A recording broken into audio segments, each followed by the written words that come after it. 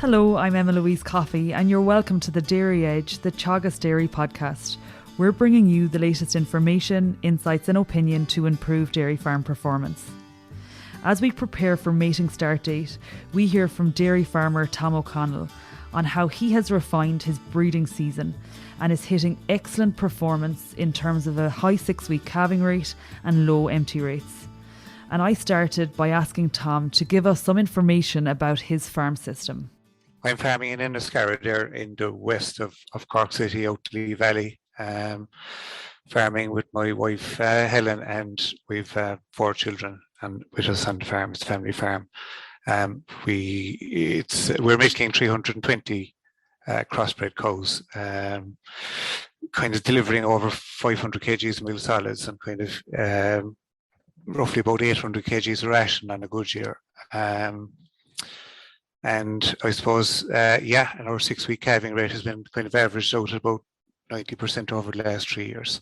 And you mentioned really high level of performance in terms of milk productivity and fertility there, 90% 6-week calving rate.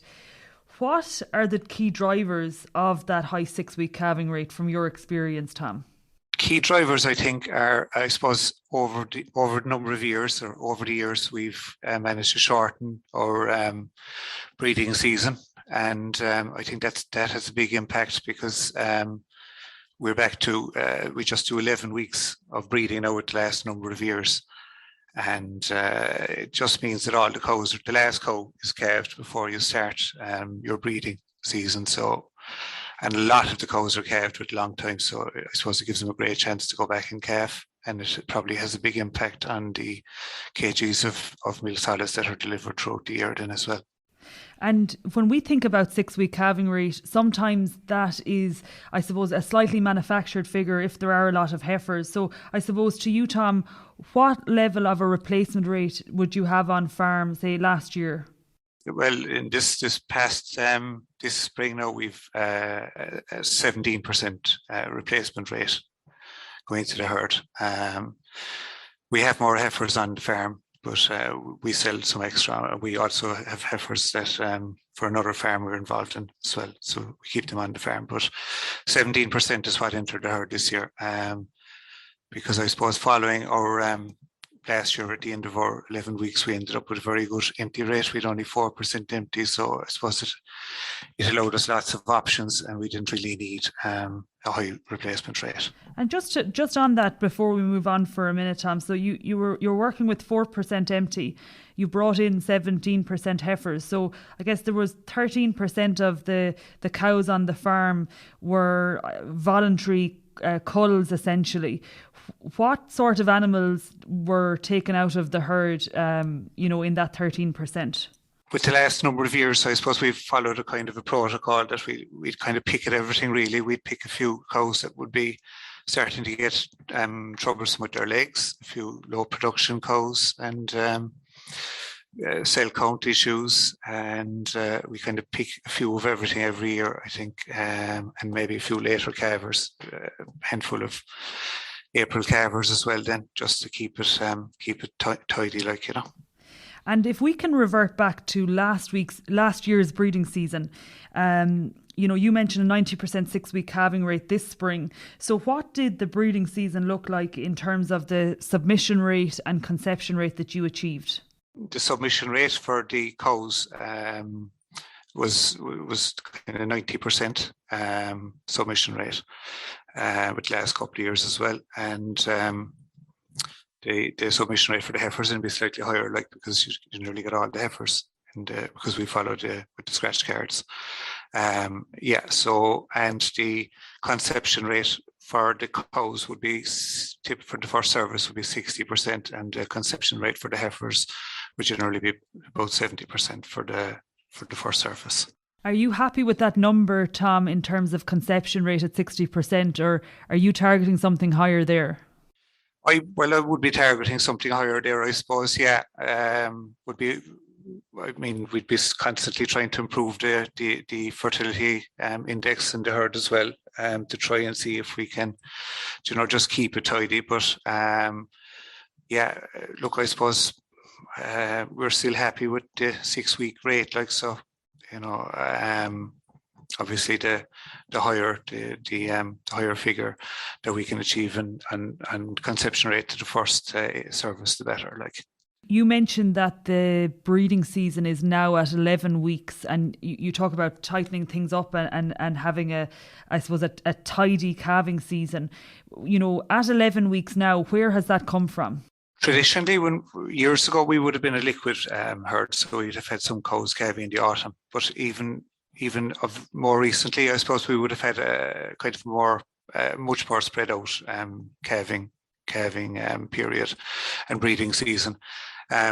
We would have brought it back over the years from originally, I'd say we would have had 13 to 14 weeks of breeding, and we'd have brought it back 3 or 4 days every year until we kind of hit 11 weeks. I'm kind of happy now with 11 weeks, because I feel that if you're going breeding at the same date every year and you do 11 weeks breeding, your last cow technically should definitely be calved before you start breeding. So that's what we aim for, and that's what we like. And you mentioned a low empty rate last year, but I guess as you pull back the breeding season and the length of the breeding season by that 3-4 days every year, did you see in some years a high level of casualties in terms of the number of cows that were culled because they weren't in calf? We would have, yeah. Initially, we would have had higher levels of empty rate, but I suppose we kind of had it in our heads that maybe we needed to get to a target, and we needed to get to our herd of cows to a standard as well, that maybe sometimes the ones that were falling out of the system maybe just weren't fitting into our system very well, and that we kind of ended up with maybe a better herd of cows at the end of it. Yeah, and it's an interesting one, Tom, because I think the standard now in a lot of farms is the 12 weeks, and you're slightly shorter than that. But if we think about the cow's 21-day cycle, cows do have 4 opportunities to go in calf. So as you say, a cow that falls out of the system because she doesn't go in calf in that time, maybe that is not an animal that fits the seasonal calving system and remit that the likes of yourself are trying to employ on farm. Yeah, I think if you want to try, I agree with that, Emma-Louise. Yeah, I think that if you want to try and keep the system as simple as possible, you kind of, you maybe sometimes you do have to suffer a few extra losses at the end to achieve the type of herd that you need for your system. And it just makes it easier in the long run, and you probably end up in a better place. And just reverting back to another question, Tom, there's a lot of scope, with that low empty rate, and you mentioned some of the problem cows essentially, or the low performing cows that you select out of the herd. Is there a situation where those cows that you have bred on week 10 and 11 of the breeding season, that you can also sell those as in calf cows? Absolutely, Emma-Louise. Yeah, I think there is the opportunity there to make that choice. But when the time comes, particularly if you have, if the year has went well and you end up with a low empty rate, and I don't see, and you have room in your system that you don't have to cull a lot of cows for any other reason, I don't see any reason why you couldn't make that decision. Back to your 11-week breeding season, what does that look like, and what will the next couple of months look like on your farm in terms of AI, stock bull? What's the combination you use, Tom? We'll start off with AI only for the first 3 weeks. When we start our breeding, we use tail paint as heat detection, and for the first 3 weeks we'll read the tail paint and we'll AI. For the second 3 weeks, we'll keep on with the tail paint, but we'll also introduce some teaser bulls to help us to pick them up at that point. And then for the third 3 weeks, for week 6 to week 9, we'll introduce bulls, but we will also keep AI. And then for the last 2 weeks, we just rely on the bulls then, because the numbers are gone very small at that point. And why, Tom, do the combination of both? You're saying the first 6 weeks essentially is AI only. Week 7 on, you're going to introduce the bull, but continuing to AI at the same time. Yeah, I feel that sometimes that the focus can get lost after 6 weeks. That people maybe sometimes think that the job is done, but there's still. I suppose that's where the where we feel that sometimes things can get lost. That if you're depending on bulls, they may not do what you expect them to do, or you might end up with maybe more cows bulling than you expected on a particular day. So we just to cover off as an insurance policy, we feel that it works well to just keep AIing with the bulls, just to make sure that you're giving the cows every chance to go back and calf. And given the fact that you're continuing to AI, is that something you'd consider to do as AI only for the full breeding season? Possibly might be, if going forward with if we were to move at the moment we're using tail paint, but like if we were to move to a situation where we were using heat detection aids and we were very happy with the way they were working, I suppose we might consider it for the from a safety point of view on the farm to if we thought we could manage without having the bulls, probably would be something we consider going forward. Like. And in terms of the AI you're using, are you using a combination of beef and dairy AI, or is it just dairy AI for the first 6 weeks? No, before the breeding season would start, we'd have selected cows that we're going to breed to beef, generally based on the poor performing cows in the herd. Basically, I suppose we'd have them pre-selected, and they'd have been. They would be getting beef straws from day one of breeding, and then once we get after about 3 weeks for we usually have enough dairy use. So for the second 3 weeks, it's predominantly beef then at that stage. Turning our attention then to the heifers, Tom, what sort of management system are ye employing with them? Have ye them on the milking platform out farm, or are you contract rearing them? No, we are rearing the heifers ourselves. So and they're on an outside block. They go out there as calves, and so they're there as well for the second year. So when we're breeding them, they're in an outside farm, and the farm is about 8 kilometers away. So what we have been doing with the last number of years is we've been using scratch cards for heat detection and teaser bulls as well with chin paws. But and it worked very well. But we're considering using fixed time AI in the heifers this year, just to cut down on the labour, because when you're travelling over and back for so many days, it'll hopefully reduce the workload. But we're planning on doing them fixed time AI about 2 days before we start breeding the cows at home, so that we have the heifers bred before we start at the cows. So it's another job out of the way, so we can just concentrate on the cows then at that stage. I suppose the other thing that we'd have to be conscious of as well is when you're doing fixed time AI is that the repeats.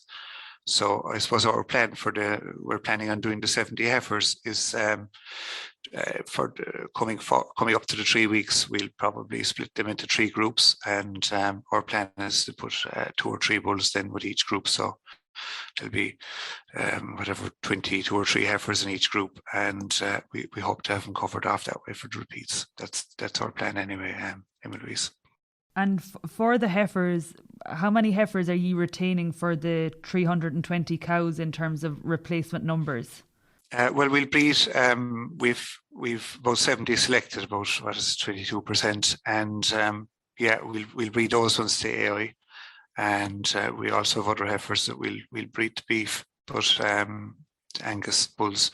But so that's what we're genomically testing the heifers now to pick out the hopefully the better ones to retain for ourselves, to select the best heifers to hold on to ourselves, and we'll be selling the remainder then. And Tom, I would have seen you previously speak at a grassland conference in relation to labour, and you seem to have a good focus on labour management and labour efficiency. If we consider labour saving measures around the breeding season, what do you think works, or are there future plans that you would have from a labour perspective to reduce the workload? Okay, Emma-Louise. Yeah, I suppose on that, having 11 weeks of breeding season the previous year, it means that the calving is finished anyway before you're starting your AI. So that's kind of one thing out of the way. It tidies it up. The other thing would be the what we find very useful there with years. We're AIing just once a day, so we select and draft out the cows in the morning time, and I suppose we have an automatic drafting gate, and we just get all that work done in the morning time. The cows are picked out and they're AI'd. And when there's people working in the farm, I think it just makes it easier that nobody's hanging around in the evening. All the work is done in the morning time. It makes it easier. And also then I suppose we're hoping that also doing the fixed time AI and the heifers and having them done before we start breeding the cows takes some of the pressure off there as well. But going forward, look, we'll be looking at heat detection devices, I think, collars and giving them serious consideration, because it's just another. It probably, I don't expect it could hugely improve our fertility, but it could probably just cut out on the workload and the need for ourselves to be there every morning, maybe to check those cows and just to make it easier. If we sit back, Tom, and consider your situation, I think, you're in a really good position that a lot of us are striving to be in ourselves. Really good 6-week calving rate and a low empty rate. And I think you've articulated well, it hasn't just happened overnight. It has been a journey, and it has, a matter of things like reducing the length of the breeding season by 3 or 4 days a year. And, you have now gotten to a very good stage. So if you could give us some advice to wrap up, maybe 1 or 2 fundamental focus areas for you that you think are really important every year in order to have a successful breeding season. For me, anyway, what we feel is important here on the farm is, it's having the cows maybe in dry condition. It would be a big one before the breeding season starts. Having them calving down in dry condition, trying to keep them in right condition so that they're set up well, keep them on grass and have them ready for the breeding season. And then once the other thing that we in the longer term, maybe is to try and cut back your breeding season to kind of end up with an 11-week breeding season, I think is where it's really, it pays dividends, and it just makes the whole thing an awful lot easier. And it's it doesn't, as you said, it doesn't happen overnight. You might have to accept a higher replacement rate for a number of years to get there, but I think it's worth it, worth the journey. And I suppose, look, when you are breeding, I think the breeding season is around the corner, that, look, you just need to maybe to focus on it while you're at it, and maybe we feel anyway that it's important to keep going those extra few weeks with the AI, just to make sure that you're not missing out on anything and that you're giving the cows every chance at that stage. Those would be kind of a lot of the key things, I think, there, Emma-Louise.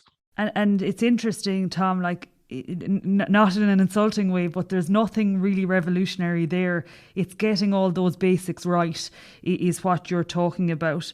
And I think if we think about the breeding season, what we do now in the next couple of weeks and across the breeding season will have a huge impact on our lactation next year. And essentially it's where it's won and lost. So it's just important to get those fundamental things right and make sure everyone is well set up ahead of mating start date. And finally, to finish, a point that you made, Tom, and probably something that we should all be conscious on, safety around the breeding season, cows bulling, and also teaser bulls and eventually the stock bulls in the system, that everyone on the farm is aware of the potential dangers that exist there. Thank you, Tom. Okay, absolutely. Yeah, thanks very much, Emma-Louise. That's it for this week's episode of the Dairy Edge podcast, and my thanks to Tom O'Connell for joining me on this week's show. Don't forget to rate, review and subscribe to the podcast. You can listen on Apple and Google Podcasts as well as Spotify, and for more information go to the Teagasc website at teagasc.ie. I'm Emma-Louise Coffey, and join me next time for your Dairy Edge.